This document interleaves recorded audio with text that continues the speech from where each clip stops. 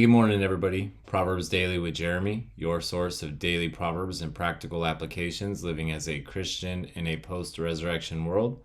Today we're on Proverbs chapter 26. You can grab your Bible or just listen. Either way, we're going to get started. Here we go. Proverbs chapter 26. As snow in summer and rain in harvest, so honor is not fitting for a fool. Like a flitting sparrow, like a flying swallow, so a curse without cause shall not alight. A whip for the horse, a bridle for the donkey, and a rod for the fool's back. Do not answer a fool according to his folly, lest you also be like him. Answer a fool according to his folly, lest he be wise in his own eyes. He who sends a message by the hand of a fool cuts off his own feet and drinks violence. Like the legs of the lame that hang limp is a proverb in the mouth of fools. Like one who binds a stone in a sling is he who gives honor to a fool. Like a thorn that goes into the hand of a drunkard is a proverb in the mouth of fools. The great God who formed everything gives the fool his hire and the transgressor his wages. As a dog returns to his own vomit, so a fool repeats his folly.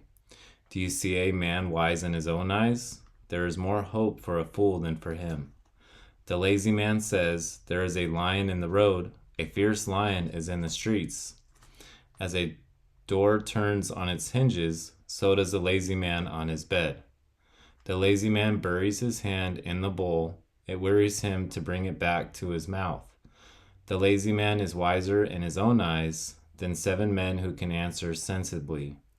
He who passes by and meddles in a quarrel not his own is like one who takes a dog by the ears. Like a madman who throws firebrands, arrows, and death is the man who deceives his neighbor and says, I was only joking. Where there is no wood, the fire goes out, and where there is no talebearer, strife ceases. As charcoal is to burning coals and wood to fire, so is a contentious man to kindle strife. The words of a talebearer are like tasty trifles. They go down into the inmost body. Fervent lips with a wicked heart are like earthenware covered with silver dross. He who hates disguises it with his lips and lays up deceit within himself.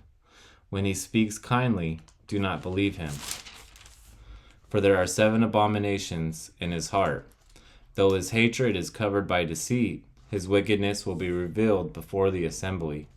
Whoever digs a pit will fall into it, and he who rolls a stone will have it roll back on him. A lying tongue hates those who are crushed by it, and a flattering mouth works ruin. All right, that's Proverbs chapter 26. Couple of verses that I underlined today, starting with verse 13. The lazy man says, there is a lion in the road, a fierce lion is in the streets.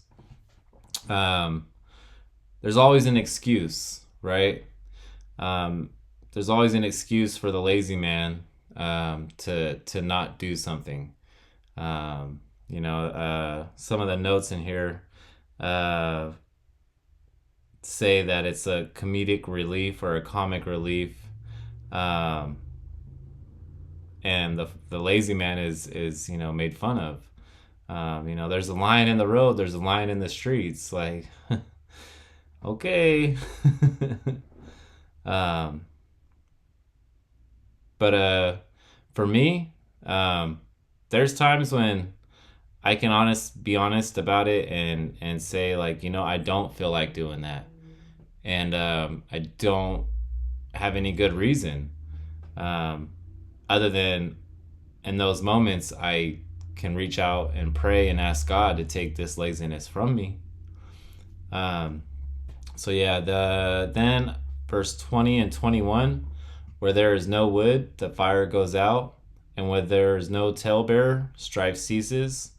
As charcoal is to burning coals and wood to fire, so is a contentious man to kindle strife. Pretty self-explanatory on the first part of verse 20, where there's no wood, the fire goes out. Where there's no talebearer, strife ceases. if there's nobody to cause drama or to start, problems within, your circle or within your organization, or whether it be a business or, your circle of friends. If there's nobody that's, running around, telling lies and, intentionally trying to cause problems, then there's no fire, right? Um, and you can always see uh, a contentious person because there's always drama around that person. Whether or not they do it purposefully or just, something that they're unaware of. Um, if you get rid of that person in a sense of either you correct them and say, hey man, like, been trying to pay attention to what you're doing, and it seems like all you're doing is causing problems. Um, or if it comes to the degree of, like, this is very unhealthy for me, my family, my organization, whatever the case may be, we're going to have to sever ties. Then you'll see the strife disappear. You'll see the troubles disappear. Just something to think about.